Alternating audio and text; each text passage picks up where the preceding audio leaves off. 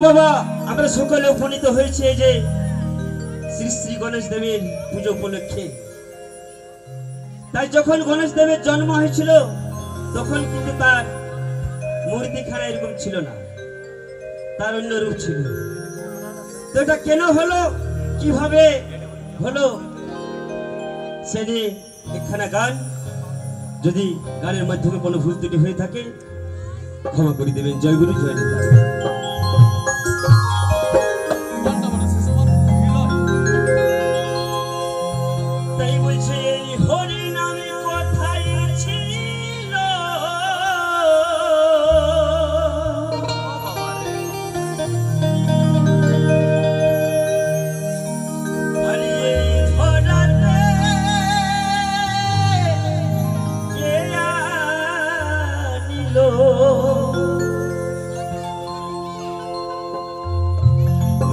হরি বলে চারটি শব্দে, হরি বলে চারটি শব্দে অর্থ বলে দে।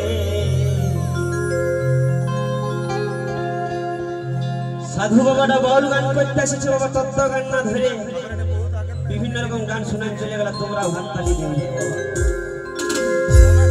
এদিকে বলছে বাউল মঞ্চ, হুড়ার লোকে লিখেছে এমপিটাই বলছে বাউল মঞ্চ। তো বাউল গান দুটো একটা না হলে বাবা আসরটা টান থাকে।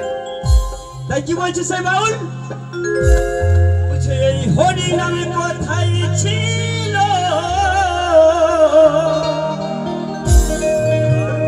আর এই হুড়া গ্রামে কে আলো।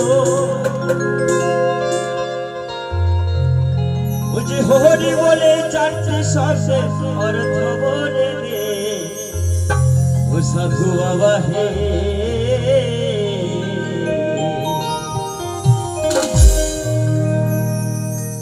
ভাই ঠিক আছে তো? এই তত্ত্ব কথার জবাব দিয়ে দে সাধু বাবা হে, তত্ত্ব কথার জবাব দিয়ে দে। এই হরিনাম কোথায় ছিল, হবে দেখে আনিল, হরিনাম কোথায় ছিল, হবে দেখে আনিল। হরি বল চারটি শব্দের অর্থ বলে দে, সাধু বাবা হে।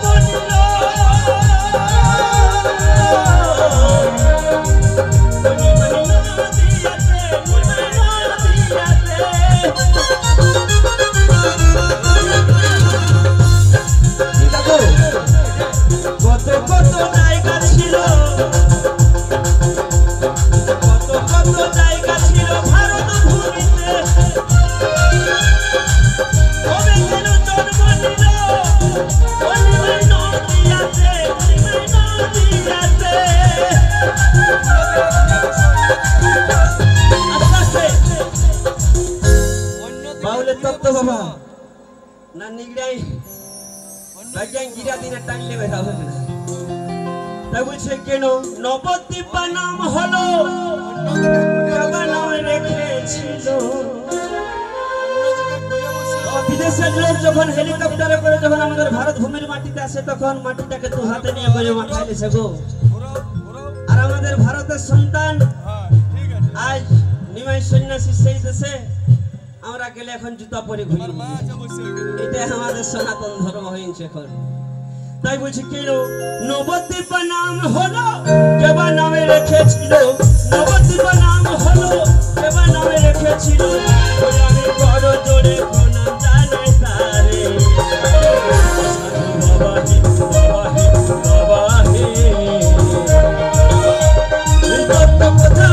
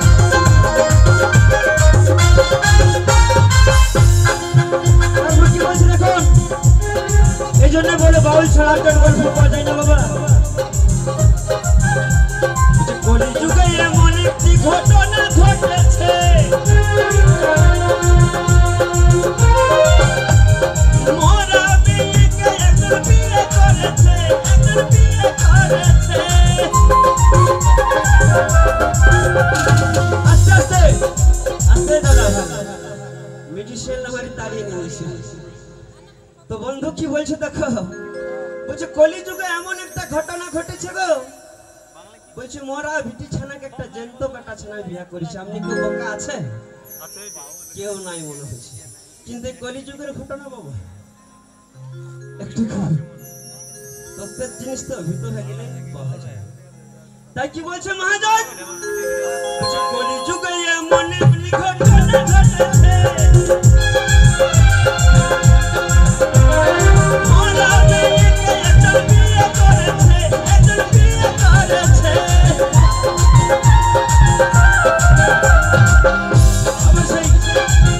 সেই মোরা মেয়ের সাথে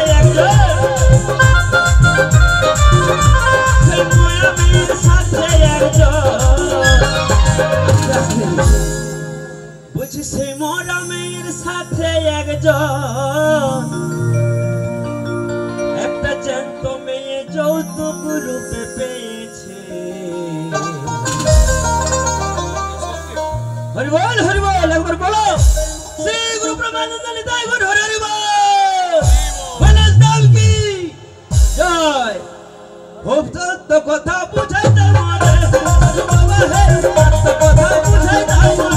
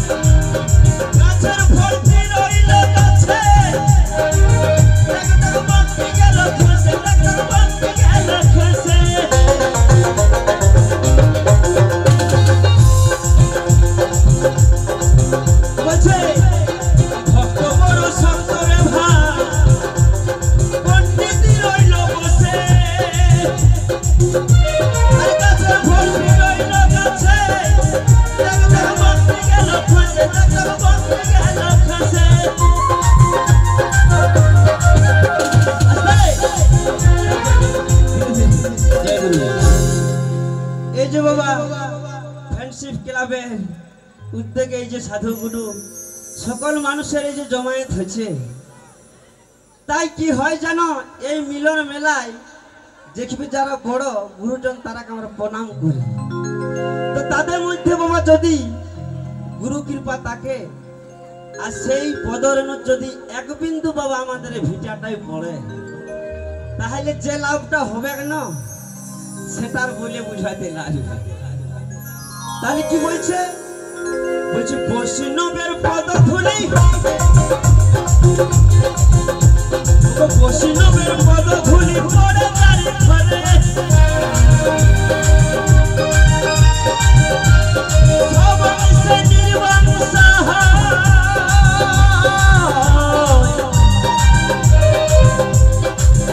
ও তোর ভিকারি গুগু চলে, ও তোর ভিকারি গুগু চলে, ও তোর ভিকারি গুগু চলে।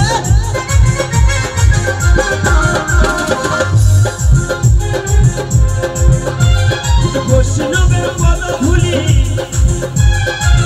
ও ভাই বৈষ্ণবের পদ ধুলি পড়ে তারি ঘরে, সবাই সে নির্বাণ সহায়, ও তোর ভিকারি গুগু চলে, ও তোর ভিকারি গুগু চলে। সাধু বাবা হে, বাবা হে, বাবা হে,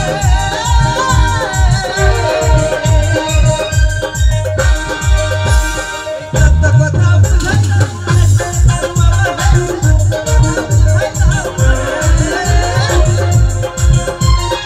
এই হরিনাম কথাই ছিল কবে থেকে আনিল